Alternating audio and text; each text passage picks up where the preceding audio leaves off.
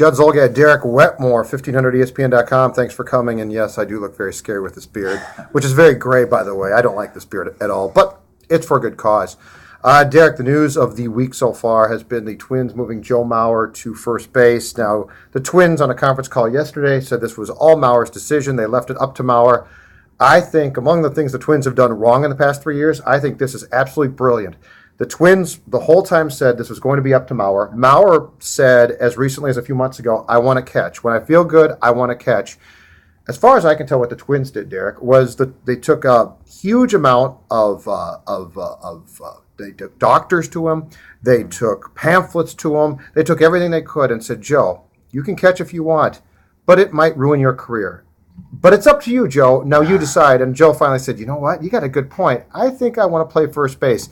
I think this was handled brilliantly. I really do. Yeah, I'd be surprised if they were really that deferential to somebody they're paying so much money to. I think as a general manager, you pretty much can call the shots, or as a manager, whomever was making the decision. Right. You get to tell him what he's doing for $23 million a year. And who cares if they want to make the public sentiment that it was Mauer's call and sort of boost his ego in that way. I have no problem with that. I don't know if that's actually what happened. Well, but and plus, it's the right move. And Absolutely. I'm surprised. Here's what I don't get. There's a lot of smart baseball people out there, but what I don't understand is the baseball people that sort of question this. Now, last summer, I think there were a lot of people who said you can't move him. I sensed when they made the announcement yesterday that faction of people had decreased quite a bit. But I just don't understand. You can take me any stats about, okay, his value as a catcher is this, but doesn't there get to be a point where it's just if he can't play, right, he's getting paid. This is baseball. It's not football. He's going to get paid the full amount. So if my options are Joe Mauer can play first base for me or he cannot play for me, my choice is going to be first base. I don't understand these people that buy into, well, if he doesn't catch, his value is decreased that much. Yeah, it's decreased, but if he's not playing, he's worthless. Right. Well, and as a baseball stats guy, I'll play devil's advocate here for a second. Good. His value is capable of being much higher at a catcher. He might be a 6 WAR player as a catcher because he's significantly better than his catching peers. Mm-hmm.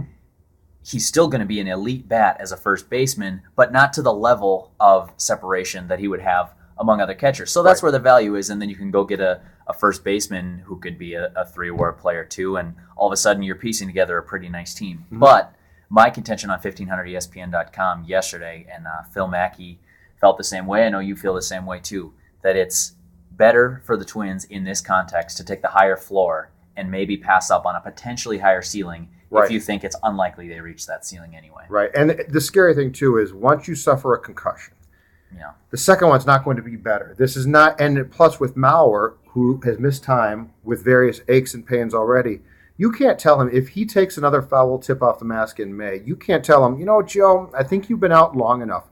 He's going to wait. So it becomes this cycle of, okay, we lost him for 2 months last year, and now we lost him for 3 months.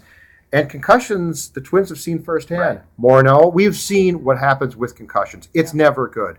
So could he suffer when playing first base? Absolutely, he could. But that being said, catching has become catching's very dicey now. Yeah. I mean, catching is going to be to baseball what we're seeing in football, which is undiagnosed concussions. Imagine the concussions, for instance, that Terry Steinbach suffered. Mm-hmm. Terry Steinbach probably had a ton of concussions. Now, if you've got how many diagnosed? Exactly. But now those are all being diagnosed because if you come in now to the trainer and say, I don't feel good or my bell is wrong, in 1986, they'd say, okay, that's fine, miss 1 day. Yeah. Now they're going to say, hold on a second. And so if you got that to that point with Mauer and you're looking at these long periods of time where he doesn't play, then you got $23 million tied up at a player who's not playing for you. So I see the reasons to bring that up. What I don't see, though, is just a flat out, if he's not playing, he's worthless. And as Dubé has pointed out, too, Dubé's contention, which might be right, is this. What if Mauer actually spends the offseason, gains a little bit of weight, hits for more power? He's never going to hit a ton of home runs at Target Field. Nonetheless, if he changes his body a little bit, it could change, at least on the road.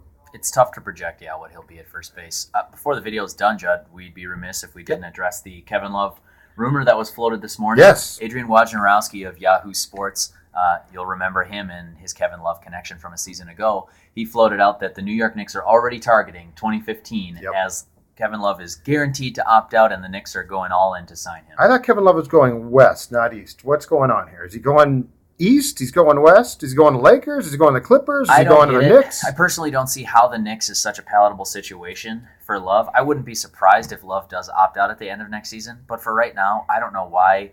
And as I wrote on 1500ESPN.com this morning, Wolves fans have a pretty good thing going right now with Kevin Love and Kevin Martin. The starters are playing unbelievably.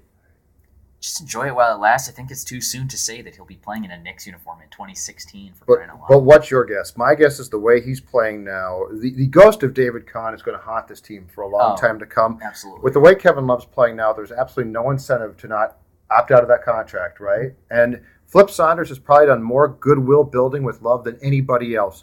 But if you're Kevin Love, what is your incentive not to just wait it out and then see what you can get? By the way, quickly, explain the contract situation to me, because there's a lot of people now saying, why would you give Rubio the max when you can give Love the max?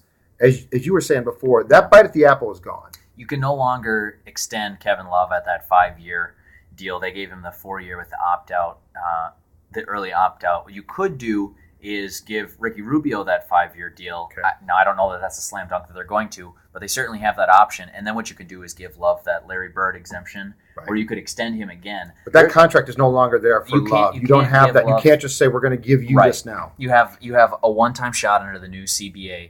And furthermore, what could happen, I don't see this as that unrealistic. Yeah. Love could opt out after next season and re-sign with Minnesota for a richer deal. There's no reason to suggest that the Knicks are a more palatable situation for Love right now. Gut feeling right now. Lakers. I don't know. That's just kind of what it seems to me. And you know what? They can report all they want that they're shopping Shved, Derek Williams. What's their value right now? That's a great question. Are you actually going to go out and get a really good veteran player? That's not going to happen right now. Might happen sometime this season. Shved's awful. If I were an NBA general manager, I wouldn't give a rack of basketballs for Alexei Shved. No, I know. But I found it interesting. Like, these players are being shopped by the Timberwolves. Well, good for you. Yeah. You're not going to get a thing for them. Not right now. Zolgad Wetmore. Catch me with Jeff Dubay, 9 a.m. to 1 p.m. Weekdays on 1500 ESPN. Read him all the time. 1500ESPN.com. Thanks for coming to the website and watching this Twins and Wolves-related video.